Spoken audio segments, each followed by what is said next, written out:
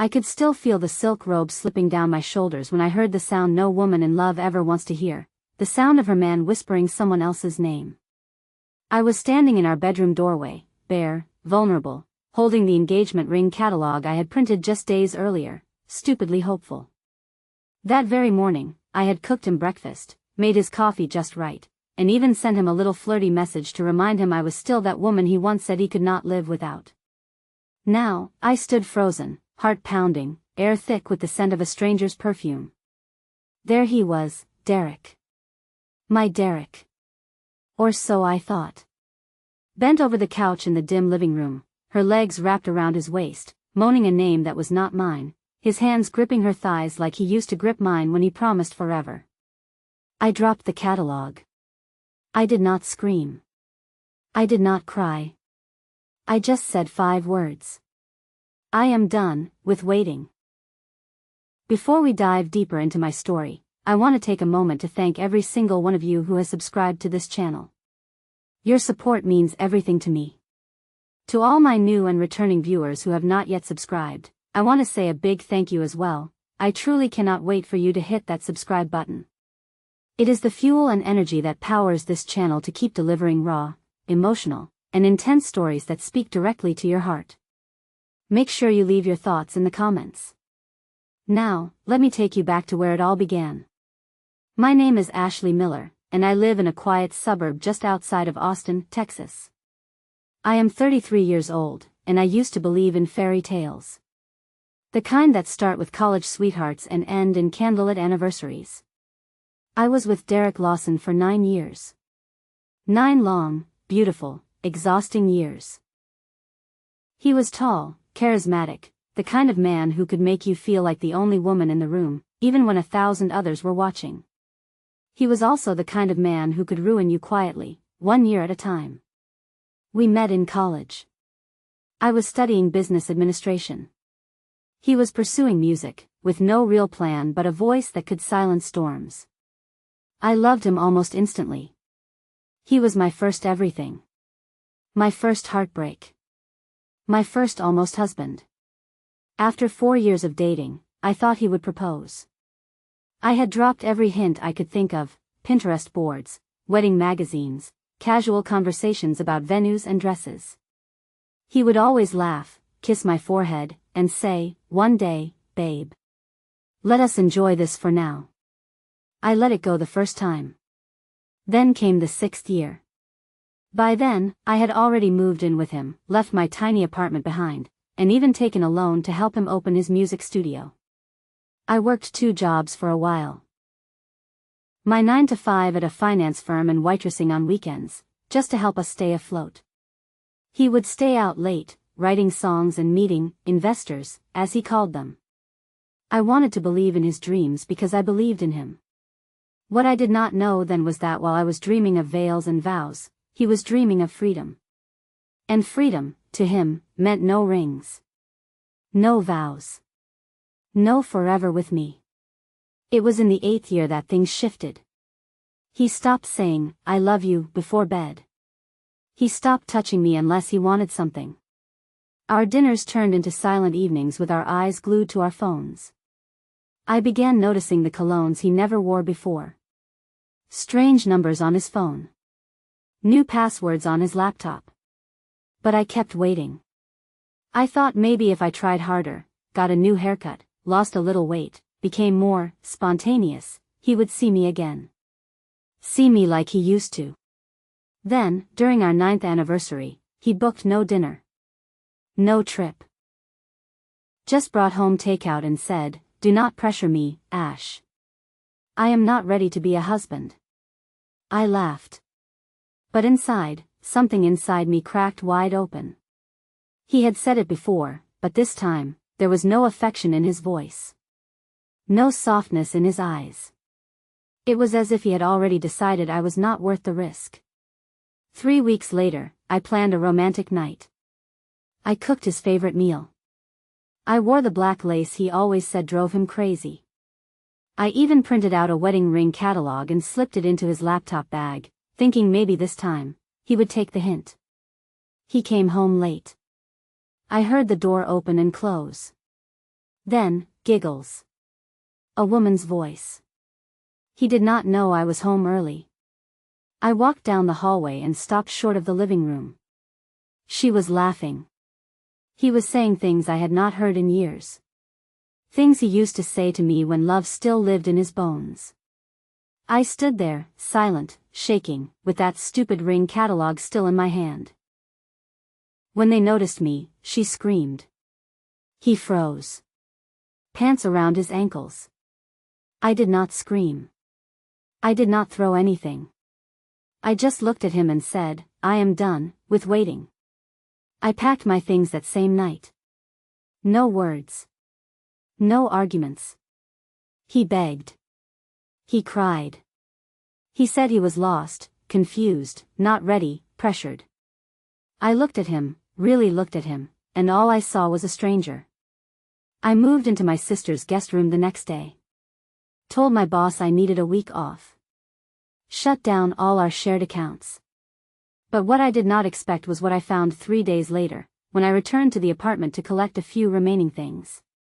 There was another phone. Hidden in the drawer behind his music equipment. And on that phone, were photos. Not just of the woman from that night. But of several women. One of them looked 5 months pregnant. And she was wearing a ring. I did not cry the day I found out Derek might have fathered a child with another woman. I had already cried too much. I had already wasted too many years praying for something that never really existed. Instead, I stood in the middle of our apartment, staring at the photos on that second phone like I was watching the trailer to a horror film that was based on my life. She was beautiful, maybe mid-20s, glowing in a soft white dress with her hands cradling a round belly.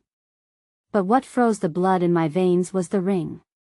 It was simple. Elegant. And it was on her finger. He told me for 9 years that he was not ready to be a husband. But he had already become one, to someone else. Her name was Rachel.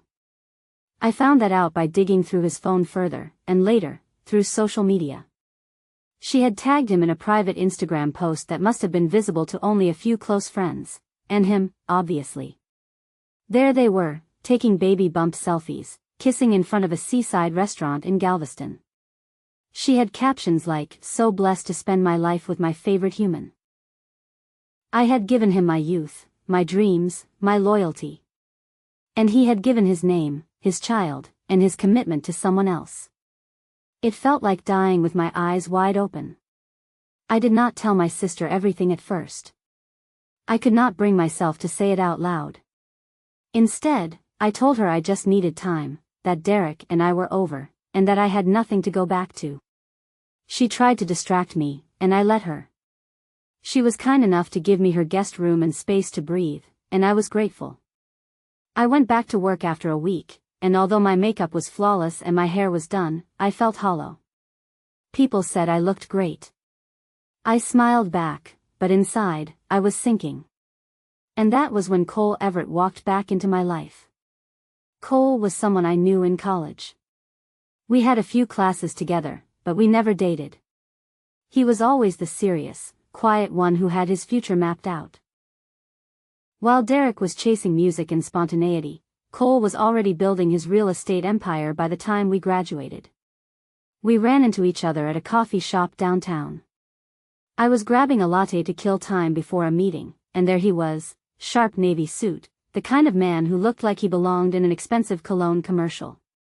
He recognized me before I recognized him. His smile was familiar. Grounding. "Is that Ashley Miller?" he said. I turned, surprised, and for a second, I felt seen. He offered to buy my coffee. I agreed. What started as a quick coffee turned into a 2-hour conversation. He asked how I had been. I told him I had just gotten out of something long and complicated. He did not press for details. Instead, he listened. Really listened. He told me about his work, his recent divorce from a woman who cheated on him with his business partner, and how he had just moved into a new high-rise condo overlooking downtown. I did not expect to feel anything for him. But when he touched my arm as he laughed, something in me stirred. Not the desperate yearning I used to feel with Derek. This was something calmer. Warmer. Like a fire you choose to sit next to, not one you are trying to survive. We exchanged numbers. By the end of that week, we had dinner together. And I smiled like I had not in years. While Cole was quietly easing into my life, Derek was exploding into it. He began calling non-stop. Texting. Emailing. Leaving handwritten letters in my office mailbox. He swore the girl was a mistake. That he had been lost and confused. That the baby was not his, and even if it was, it meant nothing.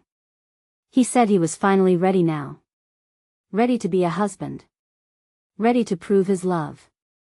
I laughed so hard I nearly cracked a rib. He had 9 years to be ready. 9 years to choose me. I was not about to play second wife to a man who had already stolen my best years and traded them for secret families and lies. But there was one message he left that I could not ignore. He said he had something to confess in person.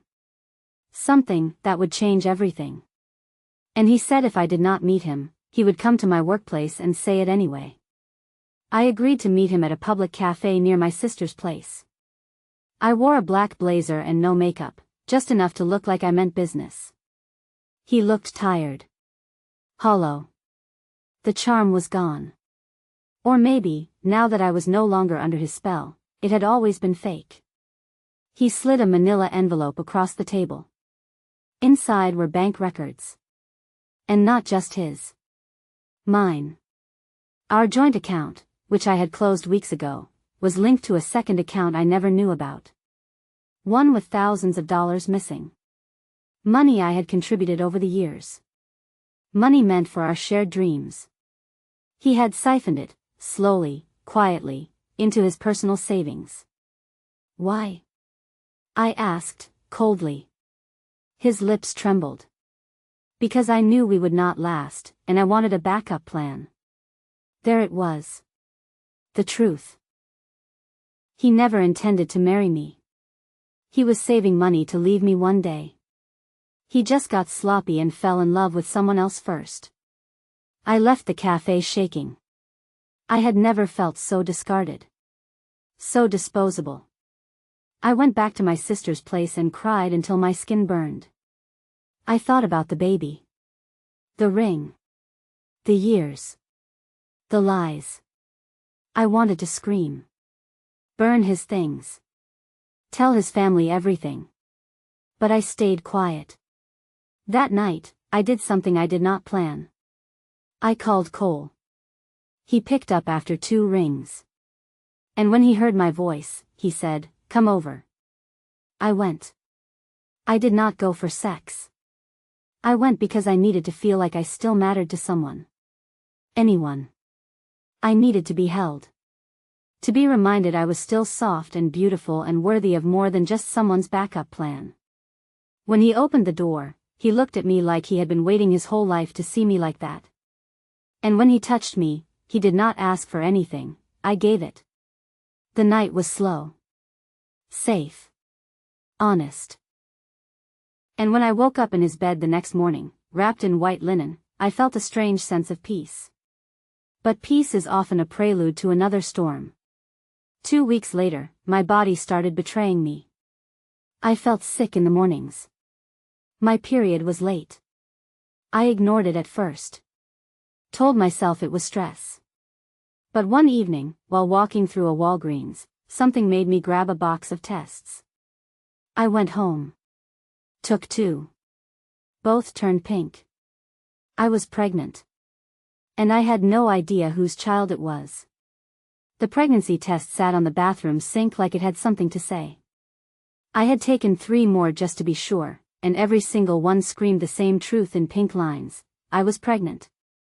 For a few silent minutes, I stood frozen in my sister's guest bathroom, listening to the hum of her washing machine and the muffled sounds of life outside that tiny door. Inside, I was spiraling. I did not know if I should cry, laugh, or crawl out of my skin. There were only 2 possibilities, Derek or Cole. I had spent nearly a decade with Derek and walked away with nothing but betrayal and bank fraud. Then I spent one night with Cole, seeking comfort, and now I might be carrying a child. But it was not just the pregnancy that scared me. It was what came next. The decisions. The conversations. The truth I had to finally face about who I was, and what I was willing to become. The next week was a blur of doctor appointments, lab visits, and silent prayers. I decided not to tell either man yet. Not until I was sure. The OB told me I was around 6 weeks along, but dating the pregnancy would not be perfectly accurate without a paternity test. She scheduled a DNA test for later, using samples I would need to collect discreetly. I felt like I was living in a soap opera with no script, just chaos and consequences. Derek was still texting, begging to meet again. I ignored him. Cole, on the other hand, was sweet, stable, and respectful. He noticed I had grown distant and simply said, "I am here whenever you are ready to talk." And strangely, that terrified me more than Derek's madness. Because with Cole, I had the chance to rewrite my life. But did I deserve it? While waiting on test results, I decided I was not going to be passive anymore. Derek had betrayed me, stolen from me, and now had the audacity to act like a victim. I needed to know everything. So I hired a private investigator. A friend of my sister's husband who owed him a favor. Within a week, I had files. Photos. Conversations. Bank activity. Hidden business accounts. But that was not the worst part. The worst part was Rachel, the pregnant woman I had seen in the photos. She was not just some girl. She was Derek's fiancée. Legally. Publicly. He had married her in a courthouse ceremony just 6 months before I left. He had been married for half a year, while still sleeping in my bed. My hands shook as I read the file. His music studio was a front for a real estate scam. He had swindled investors, some of whom had paid using MY accounts, to buy fake listings under shell companies. I had unknowingly helped him launder money. And now, I was carrying either his child, or a good man's child. 2 men. 2 fates. 1 choice. I finally told Cole. I sat across from him in his living room, holding the tea he had made me, and told him I was pregnant. His expression changed, but not in fear. There was no flinch, no disappointment. Only concern and a painful sort of curiosity. I told him about Derek. About the other woman. About the fake businesses. And then I said, "There is a chance the baby could be yours." He leaned forward, gently placing a hand over mine, and said, "Then we find out together." 2 weeks later, the DNA results came in. The baby was Cole's. I cried in the doctor's office, not out of fear, but relief. Not because I wanted a man to save me, but because I had broken free from Derek entirely. No child tethered me to his poison. When I got back to my sister's house, I locked myself in the room and made a list. A revenge list. Not to hurt him. Not physically. But to dismantle the fantasy he had built on my back. Step 1, I anonymously tipped off the authorities about his fraudulent businesses. Step 2, I sent Rachel an envelope. Inside were photos, legal records, and bank statements. I included a short note: "You deserve to know the truth before you give birth to his second lie." Step 3, I called Derek. He answered immediately. Before he could say a word, I said, "I know about the marriage. I know about the fake companies. I know you used me." Silence. Then he stammered, "I can explain." I replied, "There is nothing left to explain. I am not pregnant with your child. You will never hear from me again. But the FBI might." I hung up. I blocked him. And I felt free. It took 3 weeks. The studio was raided. His accounts frozen. Rachel left him, publicly. Her family sued him for emotional and financial damages. Turns out, she was from money, and her father was not someone you wanted to mess with. The last I heard, Derek was under federal investigation. He had nothing. No studio. No wife. No freedom. And me? I had peace. Months passed. My belly grew.